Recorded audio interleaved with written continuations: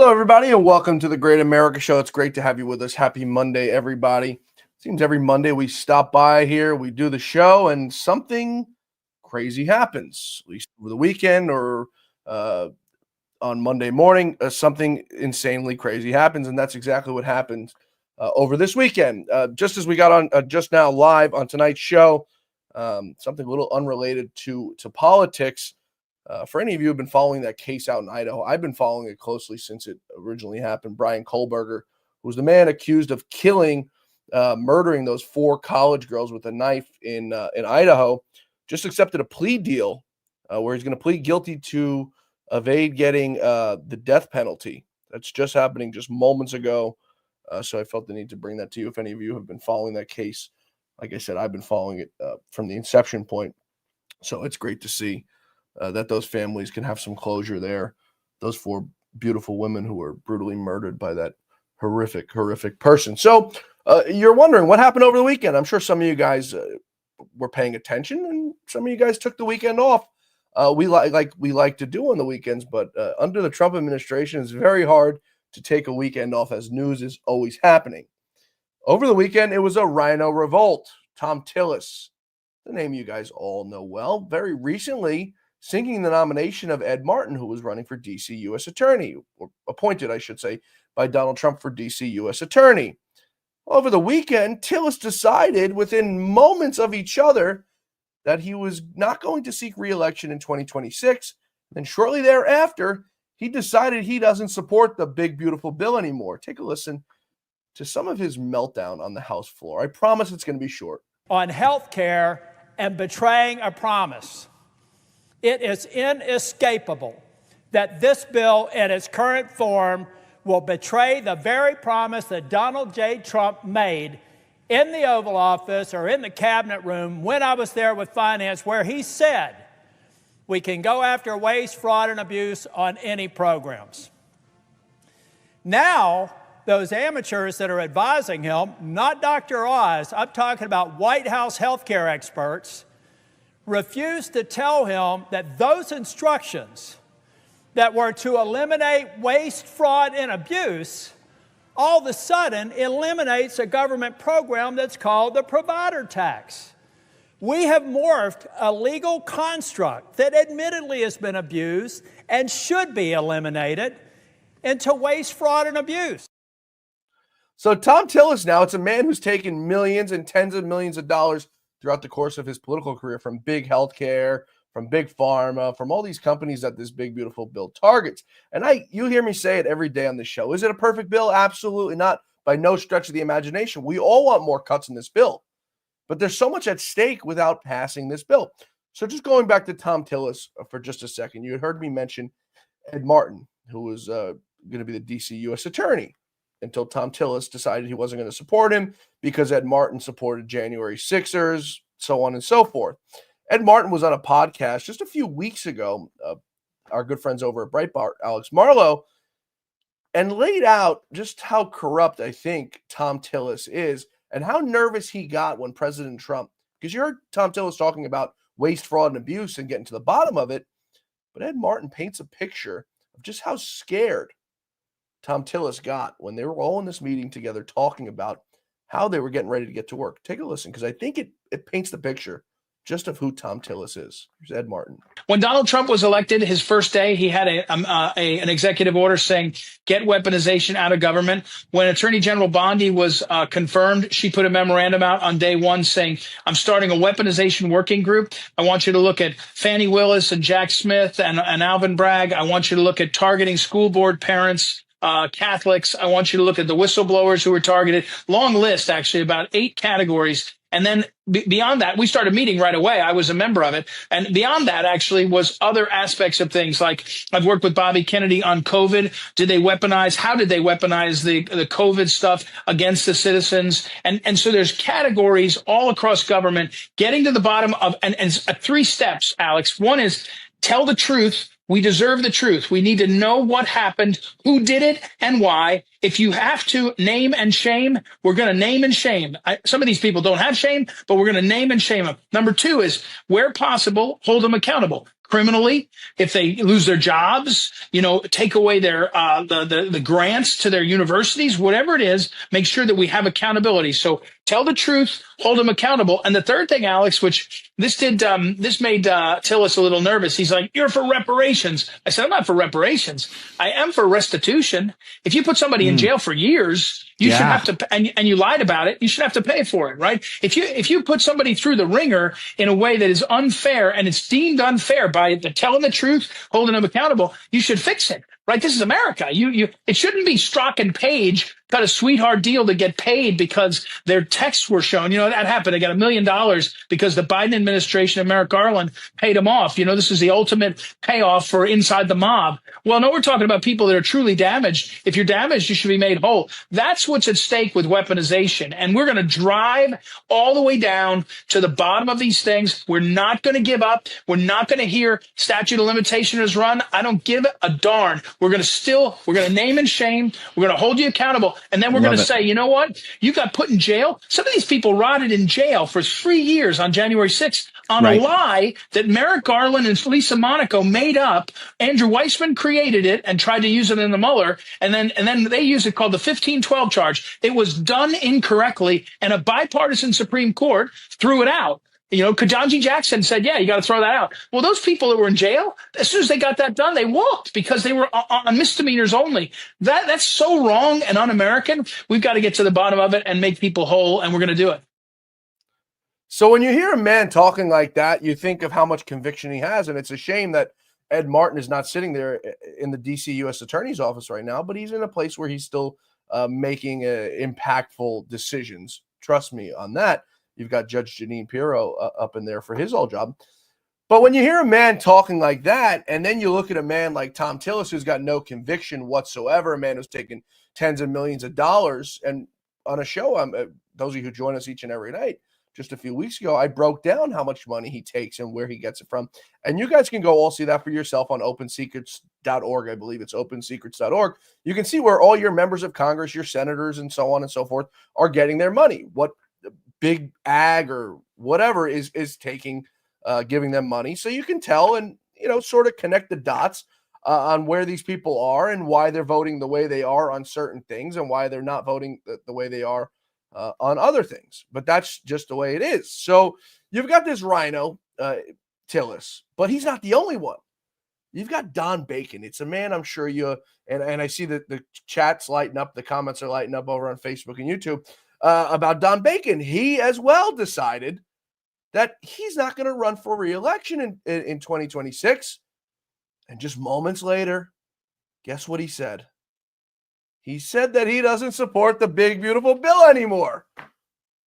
To me, it's insane that you have these people who just have no integrity, no intestinal fortitude. At least be a man. If you're going to be against it, be a man. Run again. Run on your record. But these guys are like little mice. They hit, they run, they bite, and then they run away. And that's exactly what Bacon, who's been a rhino for a long time, Tillis, another one who's been a rhino for a long time. I think Donald Trump has given him a lot more leeway than he should have ever given him.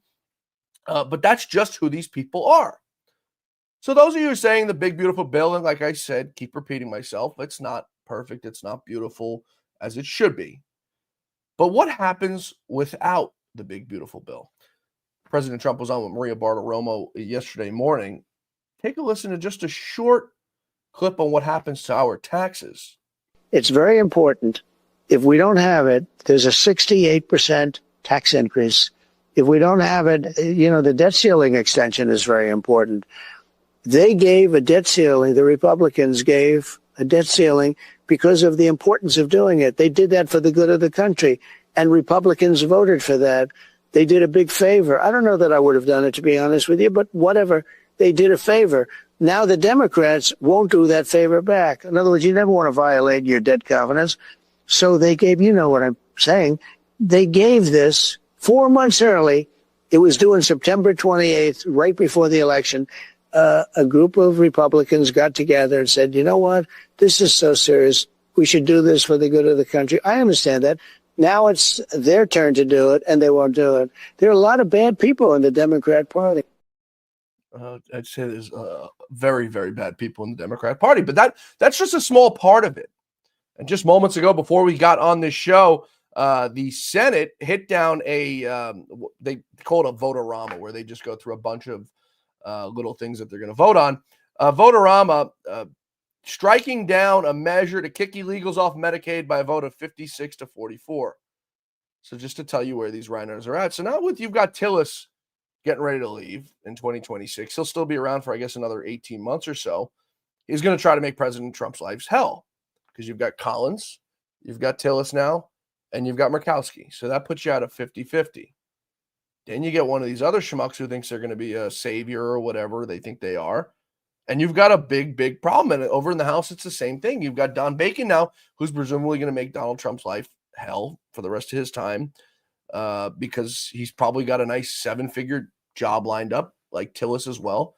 I would not be surprised if Thom Tillis goes into some sort of healthcare industry, or, goes and works for the people that have been paying him for the last few years that he's been in Congress. But that's what comes with it. Guys like Tom Homan, who are doing a hell of a job as the borders are, they want this thing passed right away. When the big, beautiful bill does pass, how do you expect that to impact the number of deportations per day? Will it be twofold, threefold?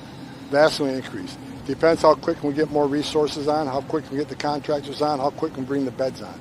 I mean, Governor DeSantis, I give him credit. We got the facility he's putting up in Florida. We'll be filling those beds as quick as we can, because we need more beds. I mean, I looked at this morning. I think we got like 1,700 empty beds. We'll fill them in 2 days. So we need more beds. That bill is going to let us sign contracts that are pending for more beds. We don't have the funding to do it. Tom Homan, with a smile on his face, we've got empty beds and we want them filled immediately. Homan doing a heck of a job at Borders are. All these people, they just want to get to work. They just want to get to work. And they're not letting them. So moving on, we're going to take all this up today, by the way, with our guest. He's going to be joining us in just a few moments after the break. Professor Nick Giordano, professor of political science here in New York. Brilliant mind, a New Yorker like myself, to break down what this means for us here across America if this thing passes or it doesn't. But before that, the Trump administration, hard at work in just about everything, and their DOJ, I think, is off to a better start than it originally was, if that makes sense, what I just said. The last 2 months or so, it seems that they've been getting their act together. Maybe Donald Trump giving them a kick in the rear end, telling them to let's go. We're running out of time here. We're wasting time here. The DOJ charged 324 in the largest healthcare fraud takedown in U.S. history. About $15 billion scheme involving 96 doctors, nurses, pharmacists, targeting Medicare and Medicaid. Now, I don't know if Thom Tillis knew this was coming today, but he cannot be happy about it. Let's take a listen on that press briefing earlier this morning. My name is Matthew Gagliotti, and I'm the head of the Justice Department's Criminal Division. Thank you all for joining us today as we announce the largest coordinated healthcare fraud takedown in the history of the Department of Justice. Today marks a decisive moment in our fight to protect American taxpayers from fraudsters and to defend the integrity of America's healthcare system. We are announcing today charges against 324 defendants for their alleged participation in healthcare fraud schemes involving approximately $14.6 billion in false claims submitted to Medicare, Medicaid, and other healthcare programs.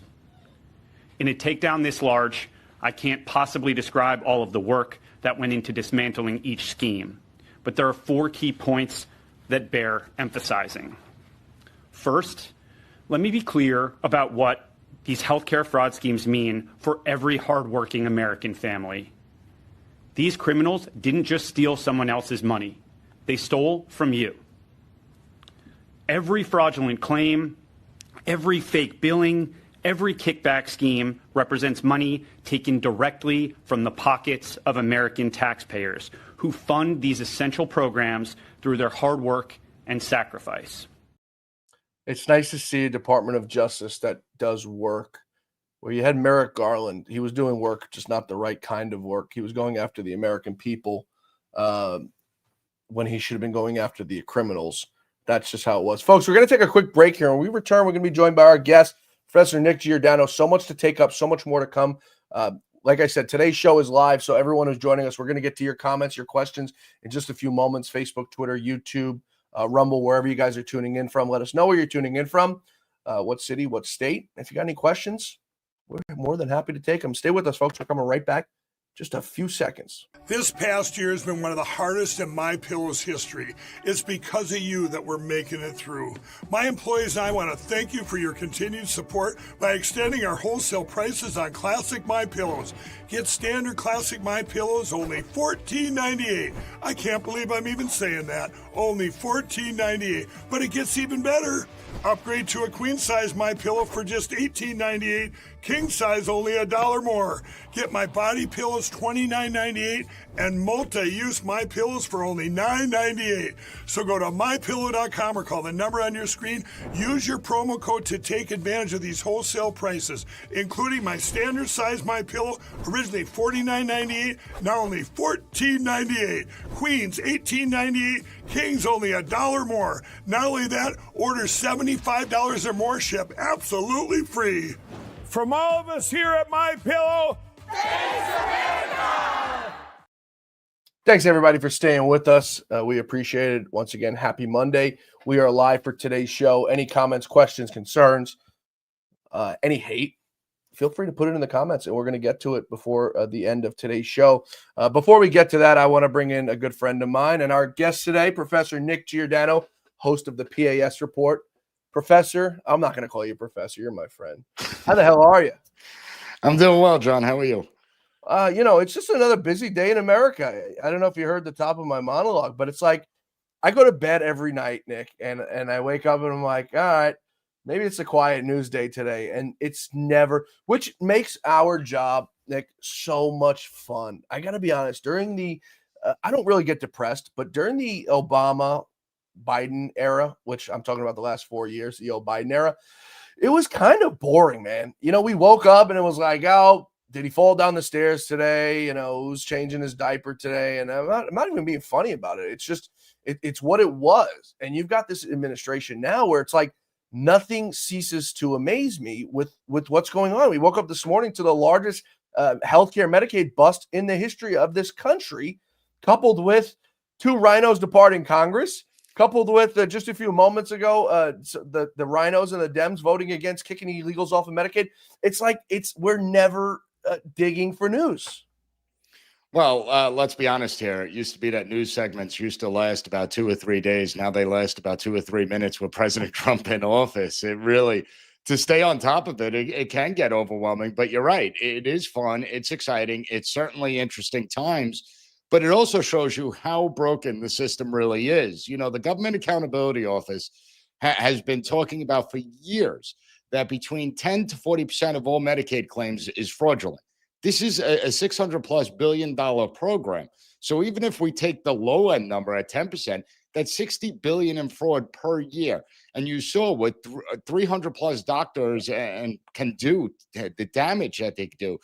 And we've known about this. And it's about time that we have an administration that gets their butts in gears and becomes stewards of taxpayer dollars, starts targeting this fraud that's been occurring for far too long, where doctors will overbill. You go in for a cold and they're telling that they did stress tests and blood tests and all this other work on you. It's completely ridiculous, but it shows how much work has to be done. And it really is amazing. It shows you the swamp is so powerful. And it used to be, Charles Krauthammer said it brilliantly years ago, that when government programs become the norm, they only expand and the fraud and abuse only get worse. And that's what we're witnessing. Like we shouldn't have to have a debate about whether or not illegal immigrants should have access to Medicaid. They shouldn't. There should be no debate. Congress shouldn't have to pass a law that bans this to kick illegal immigrants off the Medicaid rolls. And yet here we are. Nobody knows that Medicare system like you. You've got a few young boys who play sports who are constantly hurt. You have a wife who just was going through some surgeries. It really, what's crazy to me to think that the people legislating are the ones who are getting the kickbacks. They're the ones making the money. So it's like cheating on your wife and then letting your wife see your phone. You're like, well, I know I'm going to get caught if I show her my phone. So if I don't show her my phone, I won't get caught. It's like, these are the people. It's the same thing with like term limits, right? Well, you're asking the guy to vote against him getting, whatever, a pay cut and getting kicked out of office, or do we let him stay? How do you differentiate between letting these people, these guys who are the ones who are the bad guys, being able to legislate for the worst guys? Well, for the politicians, it's simply that they don't care. They don't have a respect for the American people anymore. They believe that public service means to rule over as opposed to serve the public. And the reason I say that, and it cuts cross party lines, is because just think about how many election cycles we've heard Republicans say that they're going to run on the idea of fiscal responsibility, and yet the budgets just get bigger and bigger and bigger. I mean, listen. The fact of the matter is that we're still spending at pandemic levels, despite the pandemic being over it was over in March of 2020 for me, but despite the fact that the pandemic ended 3 years ago. And yet, why is it so difficult to cut out that type of spending? And I think it shows you how deeply entrenched the corruption is within the system itself, where you have someone like a Senator Thom Tillis that will go out there, say one thing to his constituents, and do the exact opposite when it comes time to vote. But then again, they're never held accountable for their actions. Incumbents win 80% of the time. Thom Tillis saw the writing on the wall because I think the majority of Republican voters themselves have had enough. And listen, it's not that you can't dissent, right? I mean, if we juxtapose Senator Thom Tillis with Senator Rand Paul, notice nobody is criticizing Senator Rand Paul. Nobody's saying that he should be primaried, because Rand Paul is someone that sticks by principles. You may not agree with him. You may not like certain things he says, but he's actually really consistent, where Senator Thom Tillis is not. He'll tell people one thing and do the exact opposite. This should not be hard when it comes to the big, beautiful bill. And I did hear your opening monologue, and I agree. This bill is not perfect. There's a lot of things that I would love to see in this bill, a lot of further cuts. But the reality is we have to deal with what we have right now. And I think that when you look at the taxes, I mean, you just look at the narratives where Thom Tillis plays right into the Democrat narrative. Oh, well, this will hurt the working class, the middle class, that this is all for billionaires. Well, no, it's not. 86% of the Trump tax cuts back in 2017 went to those on the lower income scale. Everyone benefited from those tax cuts. And when we look at what those tax cuts did, it led to enormous economic growth. In fact, the IRS Treasury was taking in more revenue. And even though the CBO, which is routinely wrong, notoriously wrong at every estimate, said that the government was going to massively increase, that tax revenues were going to drop, they actually increased dramatically. So we look at this and we see, well, Democrats are saying this is a bill for billionaires, yet billionaires aren't really getting anything out of the bill. No tax on tips doesn't help billionaires. That helps lower to lower middle class workers. No taxes on overtimes. How many billionaires do you know are sitting there putting in punch cards where they're tracking their overtime? How many? There's none. Okay. And so it's things like that matter in this bill, but Republicans do a terrible job with messaging that, conveying that to the American public.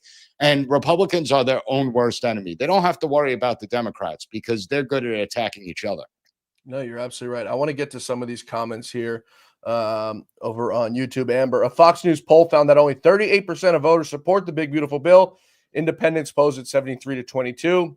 Even Trump's top demographic, white men without college degree, oppose it 53 to 43. The bill is incredibly unpopular on both sides of the aisle. It adds trillions to the debt. 11 million people will lose their Medicaid and health insurance. That's not true. Maybe 11 million illegals will. Of course, the Rubes and Dunces will cheer this bill on, and they're going to be getting their huge raises. So, first of all, I won't bash Fox News with you on here just for your own sake, but I don't trust a Fox News poll that comes out. But we're not disputing the fact that it's unpopular. That's what, it's what they're given. You have a 3-seat majority in the Senate, okay? And it's really a 0-seat majority because you've got 3 rhinos who are going to vote against just about everything President Trump does for the next 3.5 years. In the House, I don't even know what the majority's down to now, but it's like I can count on one hand what it is. It's the best possible bill that they can put forth now before President Trump's tax cuts expires. We have another comment in here. Please explain how do taxes go up 68% if the bill doesn't pass? So what President Trump says, that's over on YouTube, Warnock Dan. It's not a 68%. I think it's conflated how President Trump says it a little bit. It's not a 68% tax increase on people. What he's saying is 68% of the population is going to get a tax increase in one way or another. And, you look across the board, the child tax credit was doubled under this. The average rate was down 2 or 3% on the tax bracket. You could go down on the list if you want to elaborate a little bit on this, Nick. Well, I want to take on a couple of things. So first of all, as far as adding debt, if we look at the CBO scoring, the CBO is stating that it's going to be $3.3 trillion that are added to the debt over the course of a 10-year period. Now, I'm not someone that likes to add to the debt, but the CBO is the CBO. They are routinely wrong whenever they do their estimates. And so I can't take that seriously. At the same time, you do have Republicans that are promising. Now, I'm not holding my breath, and I would never hold my breath on this one, but they're promising to tackle the spending in the actual budget bills that are supposed to be starting in August when they start debating those budget bills for the October fiscal year. Yeah. So if we look at economic growth, the CBO is calculating that this bill would generate 1.7% of economic growth in GDP. Well, let's say they're wrong. Let's say it's 2.7% or 3%. Well, right there alone, that's going to cut the amount of debt that's added. Yeah. Okay, so we have to understand that these are all just estimates. As far as the optics, 38% of the people supporting this. Listen, I took this bill to task in my own podcast, the P.A.S. report. But the fact of the matter is that most people have no idea what's in this bill. And that's where the Republican messaging has been terrible. Democrats are the ones that are framing this debate, and I don't know why. When they say that people are going to get kicked off Medicaid, the only thing that's going into Medicaid is that they are doing a able-bodied work or school requirement. That if you are an able-bodied individual, you are physically able and you are mentally sound, that you have to either work 80 hours a month or attend school 80 hours a month. I don't think that's too much to ask. I mean, I remember when Bill Clinton did welfare reform and put in the work requirements, and the American people were cheering that on. Yep. But see, there's a lot of Americans that are saying, oh, you're trying to kick people off Medicaid, when that is not the case. And why should an able-bodied person of sound mind and body be able to collect Medicaid, get medical insurance, taxpayer funded, when they can go out and get a job? It's completely ludicrous.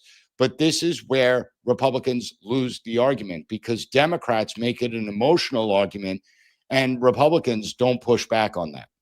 No, you're absolutely right. And their messaging has never been good. It's always been some sort of nonsense, milquetoast BS. And it's the reason why the Republicans are going to get killed without Donald Trump. When Donald Trump is gone, it's going to be a bloodbath for Republicans, and people are going to hate me for saying this, but it's just the truth. Donald Trump has carried so many people across the finish line that they're not going to realize what they had until it's gone, and that's Donald Trump. And John, I don't mean to interrupt, but this is not complicated. Politics is not rocket science. First of all, there's limited money in the pot. So the more people that access these programs, the less benefits there are available to the people that are receiving these programs. So when you have millions upon millions of people that are able to work and receive these benefits, who is that hurting? Well, it's hurting the actual people on disability, the people that aren't physically able to go to work or mentally able to go to work. I'd rather give them more money in their benefits and take away the moochers off the system than sit here and say, you know, people are going to lose their insurance. No, they're not. If you follow the rules, well, you shouldn't have been on this program in the first place. And we have to get rid of the waste, fraud, and abuse that's going on, because there's far too many people that have become addicted to the system. Yeah. Yep. And nobody wants to do it because it's the same people, like I said, who are legislating, who are part of the problem. And understand, the majority of people aren't receiving Medicaid. That's the amazing part. So this isn't even going to impact that many Americans, and yet Democrats have cornered the argument on this. It's what it is. We're going to take a quick break here, folks. We're talking with Professor Nick Giordano. He's the host of the P.A.S. report. We encourage you to go check it out wherever you guys get your podcast, your audio podcast, or follow Nick on Twitter. We're coming right back with him, folks. Stay with us. We're going to get to your comments, your questions, concerns. I promise you. Just stay with us. Just like all of you, I had problems sleeping. I had tried every pillow out there and nothing worked. I'd flip-flop all night, use my arm for support, and fall asleep, or I'd wake up with a sore neck or maybe a headache. Well, quality sleep comes from keeping your neck straight at night. You have to fill in that space between your head and your bed. That's why I invented My Pillow. My Pillow's patented fill adjusts to your exact individual needs, and it doesn't matter if you sleep on your back, stomach, side, or any combination of all three. When I got My Pillow, I'm asleep almost immediately. I stay asleep at night, and I wake up more well-rested in the morning. So go to mypillow.com or call the number on your screen. Use your promo code to get Classic King My Pillows for only $19.98. Queen size just $18.98. Standard Classic My Pillows only $14.98. That's right, only $14.98. Plus all orders $75 or more ship absolutely free. Thanks for staying with us, folks. Before we move on to some of your questions and some other issues, I just want to give a shout out to, bear with me, Nick, some of our people that are tuned in here. Kelly Song over on Rumble. She's with us every single night. Amber over on YouTube. Who do we've got? Fall Girl over on Rumble. Thank you for joining us each and every night. Let's get to some of these comments. Bacon is a P.O.S. From Mike over on Facebook. I can't say I'd argue with you over that one. Gene Hall over on Facebook. You're due for your next booster, Bubba. Go get it. I can't say I've ever got one, so I can't get a booster shot. We got to that. Nice job. Now it's time for some convictions. I think that's what we're all waiting for out of this DOJ. Chris Holmes joining us from Summers Point, New Jersey. Thanks for tuning in. There's some people calling us traitors to our party. We won't give them a shout out. Casino Doctor over on Rumble. Thanks for tuning in. Let's take this one over on Facebook because I think this is an interesting one. Most people have no idea the Republican Party, I think it loves to lose elections because it puts them in the spotlight to raise huge amounts of cash donations that they can stuff into their own pockets. From Bill over on Facebook. I think he's absolutely right. The only problem is Donald Trump's got like a ridiculous amount of money right now in the war chest. So why would the Republicans want to do that, Nick? Well, when Mitch McConnell became the majority leader the first time, he actually said that it's better to be in the minority. Yes. Because the expectations are very low on the minority party in the Senate, and you have tools to block anything the majority party wants to do. Right. Brilliant. If you have the majority in the Senate, most Americans are completely unaware that for most bills, you need a 60 vote threshold. So you have to get the other party on board, members of the other party on board. But the American people think, oh, well, the majority, they should be able to pass the bill. That, Republicans shouldn't need anyone to pass this bill. But it's much more complex than that. So I think that Republicans lose because two reasons. One, they still think that they're dealing with the 1980s, 1990s Democrats. That Democrat Party has been dead for the last decade at the very least. It doesn't exist anymore. And Republicans are playing by a different set of rules.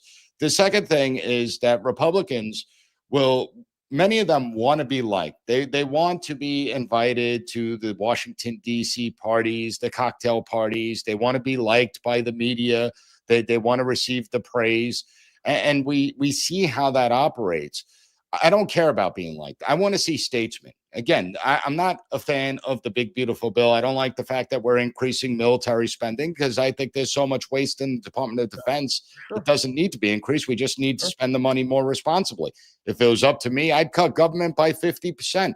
I think that the bureaucracy is the biggest threat to the American public. It's emerged as like the fourth branch of government that is unconstrained by the Constitution and operates independently from the other branches. I think that is the biggest story. I think that's the biggest threat. And again, Republicans, they talk a good game, right? They spoke about, we're going to take on the weaponization of government. We're going to rein in the Pfizer abuses. And what happened? Pfizer came up for a vote and they reauthorized it with very few changes. They put in some changes, but not many. And it shows you that there are some that once they're in power, they like that power too. So they will criticize Democrats for that power, but now that they're in the levers of power, they want to use it. And so they're not willing to see that. That's why the bureaucracy only grows. You notice how it never shrinks. And that's what we really need to work on. Yeah, and you know what? He does so much stuff, Donald Trump. I don't think he gets enough credit. I'm not a Trump sycophant. It's just what it is. The facts support it, right? So it's not just me coming out here being hyperbolic about something. The facts support everything. My support for Donald Trump. Last week, some of his accomplishments that I went through doing my show notes say a 12-day ceasefire between Iran and Israel. Will it last? I don't know, but we have a ceasefire right now, which means nobody's dying. No rockets are hitting Israel. That's a win in my book. NATO defense spending agreement was agreed upon when President Trump went over to Amsterdam and got them to agree to 5% of GDP. Rwanda and Congo peace deal, which President Trump was able to do, was something I haven't been able to do for a very long time. The Supreme Court, now this isn't on Donald Trump, but this is supporting Donald Trump, ending the nationwide injunctions from these Marxist rogue judges. Oh, did I forget to mention the record closes on the stock market, which continued today on the NASDAQ and S&P 500. This is all stuff that he's done. If you think about everything he's done so far, Nick, I can't think of one thing that he's done which was of the help of Congress, which Congress enabled him to do. Everything, the deportations, Congress had nothing to do. Can you think of anything Congress has done to advance his agenda in his first? It's not even been 6 months, 5 months, and like 10 days or whatever it's been. Well, I think no, Congress hasn't done anything, and unfortunately, that's part of the problem is that Congress is the lawmaking body. President Trump should not be issuing executive orders. The reality is, Congress should take up these matters and codify them. Especially if you have a Democrat down the road that gets into the White House, it will be much harder for the Democrat to push their agenda, especially if it's as far left as what we're seeing here in New York City. But I think the NATO thing you brought up is really important because we could go all the way back to the 1980s with President Ronald Reagan. And that's where everything was about diplomacy. And behind the scenes, the American administrations from Reagan up until President Obama would push the European countries to put more into NATO, to live up to their obligations. And they never did. They basically said, go F yourself, America.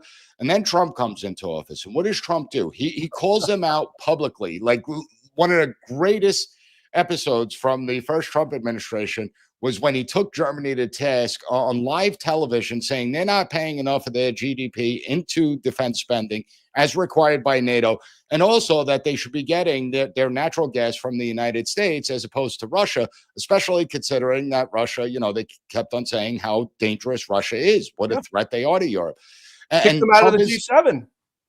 Absolutely, and he calls them out, and people don't like it. And yes, sometimes you have to call your allies out. Listen, our allies are not going to do what's in America's best interest. They're going to do what's in their own self-interest. That's the whole nation-state concept. That's how it operates, right? It's like human beings. We do what's in our self-interest. Well, nation-states are the same way. So Germany's not going to do what's in our interest. America is the only country in the world that doesn't exert the power and influence it has to its own detriment. We will actually push policies that are against our interests. And Donald Trump is changing that, whether you like him or not. The guy does get things done. You look at the Abraham Accords. That was monumental. If any other president did that, they would have a Nobel Peace Prize. You look at the Iran nuclear threat. Every single president prior to that said, we can't allow Iran to have nuclear weapons. We have to stop their nuclear program. Trump took action. So we could go real quickly. You mentioned the Abraham Accords, which is, I say it all the time. I believe the Abraham Accords is the only reason that Israel is still standing as a state today. Without them, I think you have a far different looking Israel with everything that's gone on between Gaza and Hamas and Iran, with those countries that are surrounding Israel. And I'll argue anybody who disagrees with me on that because. Well, it's simple. I mean, you look at those nations, Saudi Arabia, Qatar, Bahrain, you go back prior to the Abraham Accords. If Israel engaged with Hamas, there would be riots throughout the Middle East. The Middle East would be on fire. You would have all our embassies, stones being thrown at them. We haven't seen a single protest in a lot of these Arab countries. In fact, many of the Arab countries have actually come out to criticize the Palestinian Authority and Hamas. They've come out to criticize Palestine. This is historic. And there are reports that we're going to see several other nations within the next couple of months sign on to these Abraham Accords. This is transforming the Middle East. Let's take a look. President Trump was asked about that with Maria Bartiromo yesterday. Let's take a listen. Has any other country suggested to you recently, as a result of this, that they want to join the Abraham Accords? Yes. So we have some really great countries in there right now, and I think we're going to start loading them up because Iran was the primary problem. I actually thought Iran would. I actually thought we had a period of time where I thought Iran would join the Abraham Accords along with everybody else. And frankly, they would have been better off than where they are right now. And what about the Abraham Accords? Would Syria enter? Well, I don't know. But, I did take off the sanctions at the request of some of the other countries in the area that are friends of ours. I took off the sanctions on Syria to give them a chance at, the sanctions are biting. They're very strong. And we have sanctions on Iran, too. And, you take them off when I sort of gave the expression today, you get more sometimes with honey than you do with vinegar. What an analogy. So that's something else now that we're going to look forward to, that we could possibly have peace in the Middle East for the first time, I think, perhaps ever. Well, under the first Trump administration, the Middle East was more stable in that 4-year period than it was throughout my entire lifetime. And when we look under President Biden, he pushed a lot of Middle Eastern countries towards China's sphere of influence and Russia's sphere of influence. Yep. When President Trump came back into office and did his Middle Eastern tour, he said something critical. Listen, we're not here to try and change your governments or your culture.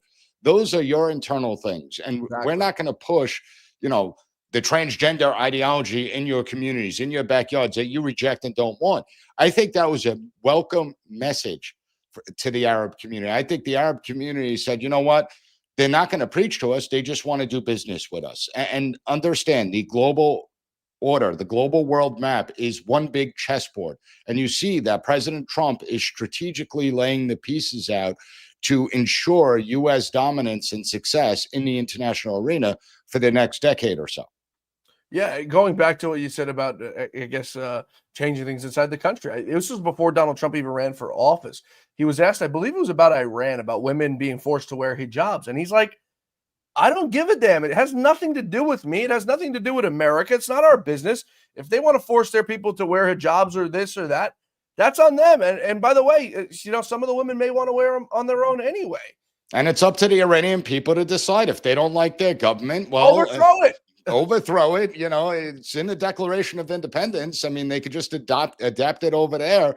You can change your government. You ultimately have the responsibility and obligation when a government abuses their power and enters absolute despotism to overthrow it. And so it's up to the Iranian people to decide their future.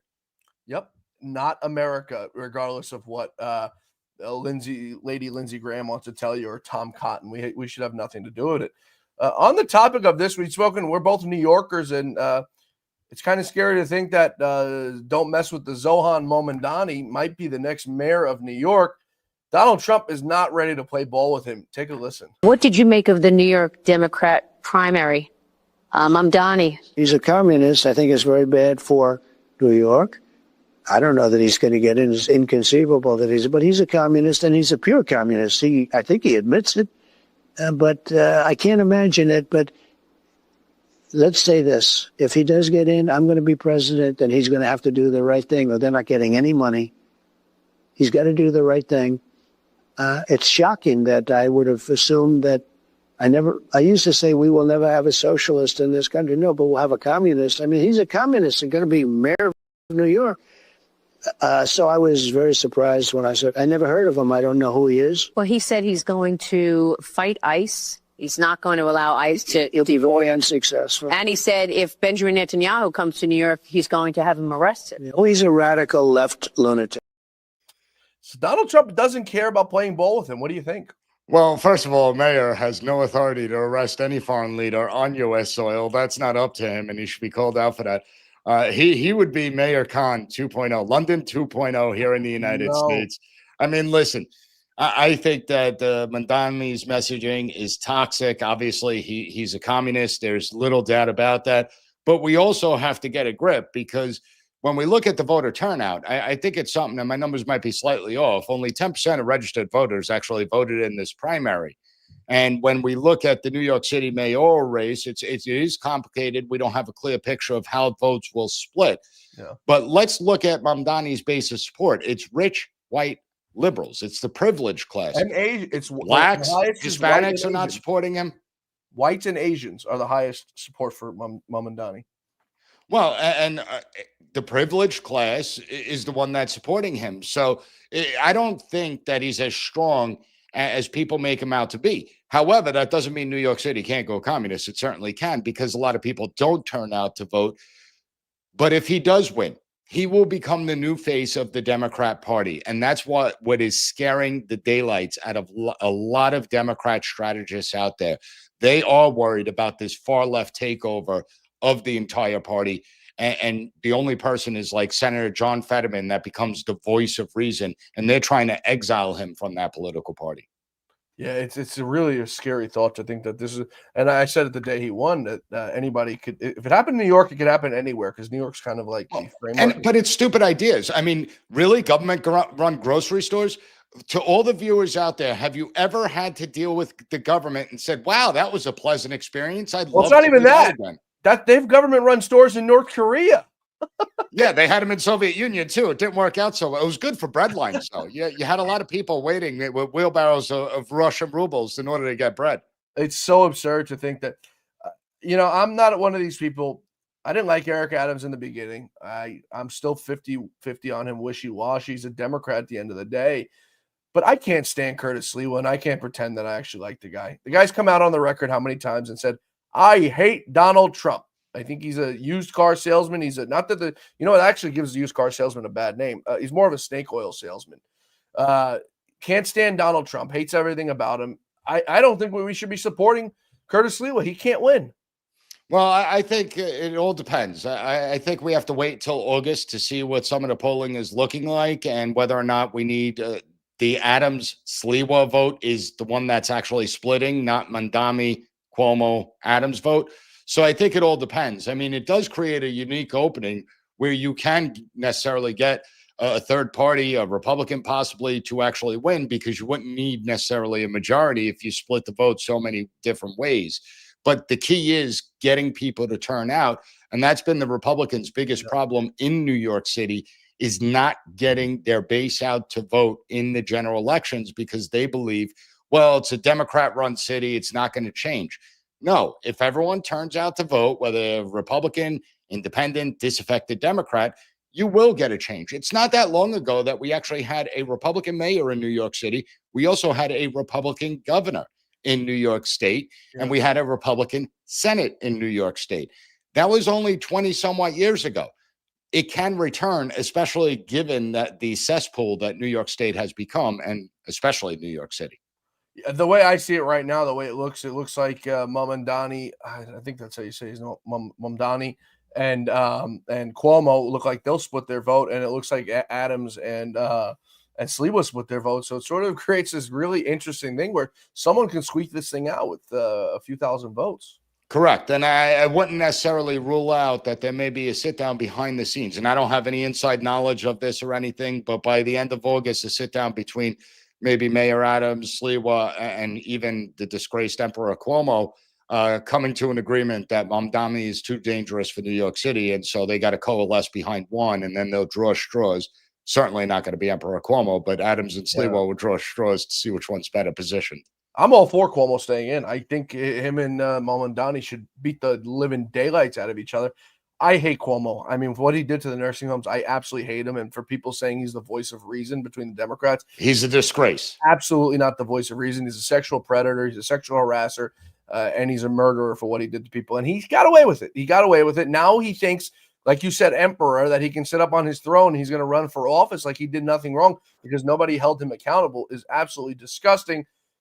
Eric Adams, like I said, to me, he's just a Democrat. He hasn't really hurt New Yorkers. He's helped New Yorkers more than he's hurt them with allowing ICE to come in and get these illegals out of here. And I think he's done a better job since he decided to turn that corner. I don't see him as the radical that I believed he once was. And, I always say the lesser of the two evils, and Lou hated that saying, but that's the way I see it. Well, it'd be nice if the world operated strictly on principle and you wouldn't have to go with the lesser of two evils. And I think that reflects the sad state of American politics, that we actually look at it from that perspective, that it is the lesser of two evils. I do believe that both political parties have lost touch with the people that they're supposed to serve. And I think that a lot of the bureaucrats have forgotten why they exist, why government exists. And so have the people, where they continually make more and more demands on government to get bigger. And then we'll complain when it's too overbearing, when it's spending too much money. But yet it's an impossibility to cut government programs. It shows you the hypocrisy within the system. But yeah, it's sad when you look at it from the lesser of two evils perspective. We've got a comment. I want to get to some of these before we wrap up here, just because I promised you were good. Rachel Collins, the people got tired of Dem policies dictating everybody and the Republicans doing nothing about it. This is why we elected President Trump. He was not a politician. He is common sense. I think that's absolutely right. The people still see Donald Trump. I don't see Donald Trump as a politician. I still see Donald Trump as the apprentice. Yeah, that's how he operates. I mean, listen, Trump is Trump. Okay, he is the one person that remains constant, where he just doesn't change, and he will adjust positions when he gets new information, and it shows you. I mean, just look at how he deliberated whether or not he should strike Iran's nuclear facilities. It shows you that he is methodical in his approach, that he doesn't just shoot from the hip. But as far as Democrats, they try and dictate every aspect of our life. Where Trump has a refreshing message, I just want everyone to be successful. I want America to be great again. I want America and American people to come first. It's actually refreshing that we have a politician that doesn't poll test every single line and every single speech they're going to give. What comes up here, he's going to say, whether you like it or not. And that, to me, shows that he's not your normal politician, if a politician at all. That's who Donald Trump is. Let's take a few more of these before we wrap. I didn't know Sliwa hated Trump. Yeah, there's a video out there of him actually saying it. I hate Donald Trump. I hate Donald Trump. And I think it was back in like 2019 before he decided to run again in 2020. It's a video out there. I'm not lying. I promise you. But let's be honest. There were a lot of Republicans that were talking like that. And a lot of them did change their tune. Yeah, but he said it. That was back in 2016. This was back in before him running in 2020. Straight for over on Rumble. Any chance Trump ends up endorsing Adams as an independent? I don't know. That's a good question. What do you think? I see that as a possibility. I actually think that Trump personally likes Mayor Eric Adams. And so it wouldn't surprise. He's either going to stay out of it, but if he feels that the only way to defeat Mamdani is by endorsing Adams, I think he would actually do it.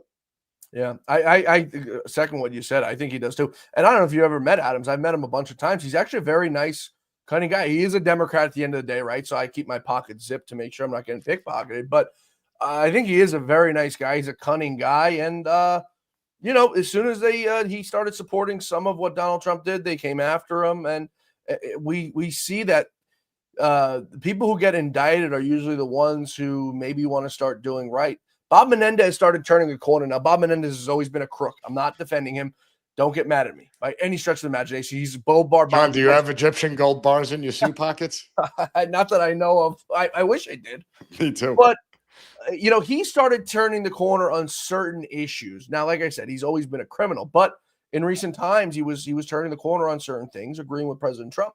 And bang, the first one was a mistrial. They got him, and he got away with it. And then this last time they got around.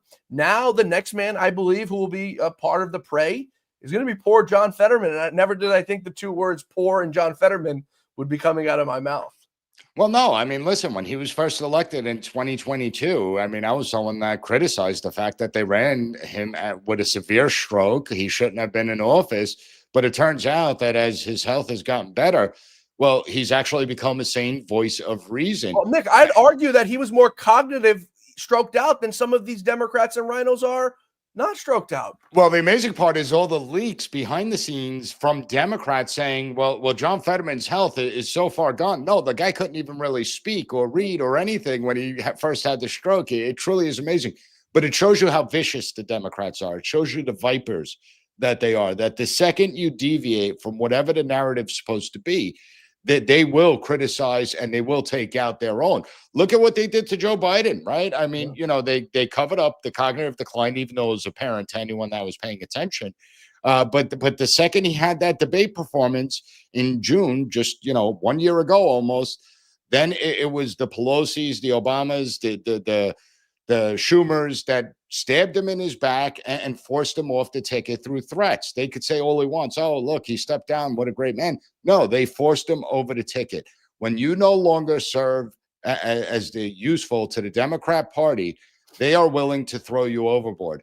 Meanwhile, you look at Republicans, and the beauty of Republicans, I've criticized Trump, and there's been no blowback against me. I say what's on my mind. I don't care who it upsets. I don't care who it offends. Some people agree with me, some don't.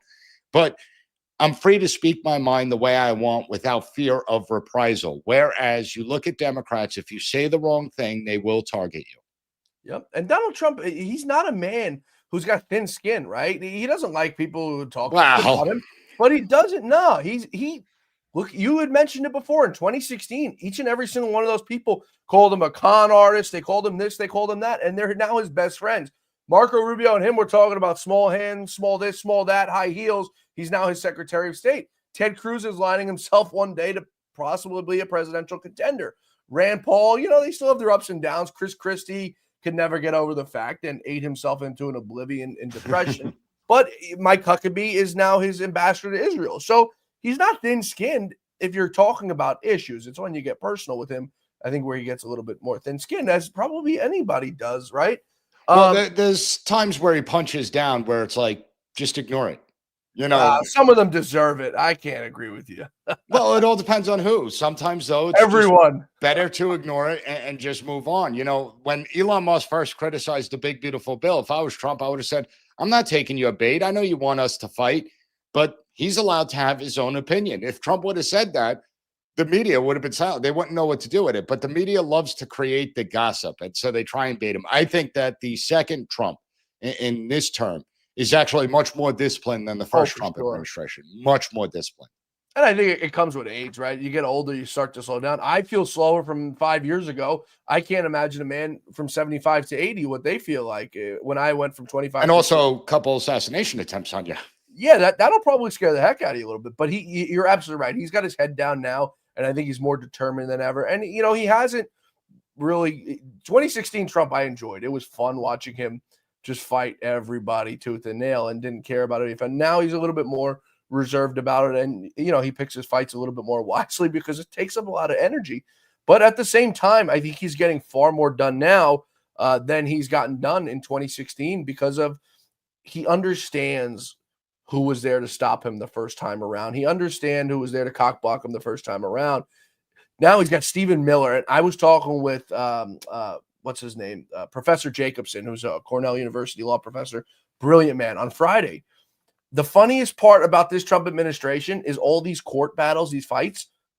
It's Stephen Miller, a man who's not even a lawyer, going up and winning these cases, not literally representing them, but he's the one who's structured everything. It's Stephen Miller, a man who's not even a lawyer, who's winning all these cases against these brilliant judges. It's Stephen Miller who's getting upheld by the Supreme Court. He's not even a lawyer. Well, I think that Trump has surrounded himself with a different cast of people this time that are actually looking out for the administration's interests. But I also think that to Trump, it's about legacy. He knows he can't run despite, him trolling the left and saying he's going to run for a third term. He knows he can't run anymore. And we all know Trump and his New York personality. We've lived here our whole lives where he wants to be seen as successful. He wants to be seen as someone that did things that no other president have done before, like peace in the Middle East. And I think that's what he's focused on. I think that's why it's so much more disciplined now than it was in his first term. Yeah, you're absolutely right. Before we wrap up, since we're on the topic of judges, a judge has agreed to delay the release of MS-13 gang member Kilmar Abrego Garcia. I don't know if you've been following, but last week, Donald Trump's, one of his attorneys said, not Donald Trump's attorney, but one of the attorneys for the case, that as soon as he's released, he's being deported again. And this came just as the Supreme Court said President Trump can do the third country deportations. So I don't think Kilmar Abrego Garcia is going back to beautiful El Salvador, CCOT. I think Kilmar Abrego Garcia is going to like South Sudan. Well, listen, and this is where I will criticize the Trump administration, particularly Attorney General Pam Bondi. Why did you bring him back in the first place? Oh, so they can charge him. I understand that, but it's not worth the headache for these judges. You had all the Democrat senators lining up behind Kilmar Abrego. But now you got this judge coming out to defend them that people will forget about the Democrats and their support of him. I mean, Republicans will try and remind them, but there was no point in even bringing him back. He Well, was no, in the El difference is Salvador. now they're defending a man who's been convicted of human trafficking. So now they're not just defending this man who was wrongfully deported. They're defending a man, and you see they pulled back on it because they can't defend a man who's now been charged with human trafficking. But it doesn't matter. At the end of the day, he's going to somewhere far worse than CCOT. But Well, now he has to go to an American prison. I mean, let's face it. If he's convicted of human trafficking, these serious crimes, you have to put him in prison. Then you could deport him to whatever country you deport him to. These are the blights on society that should be removed, that everyone should support removing.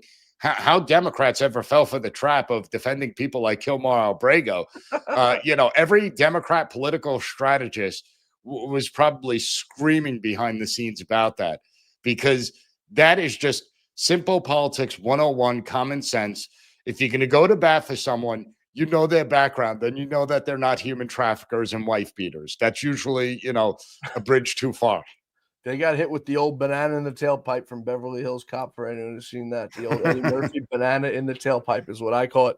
Nick, it's always a delight to talk to you, host of the P.A.S. Report. You get the last word, but I also want you to give the audience where they can find you, follow you, and listen to the podcast.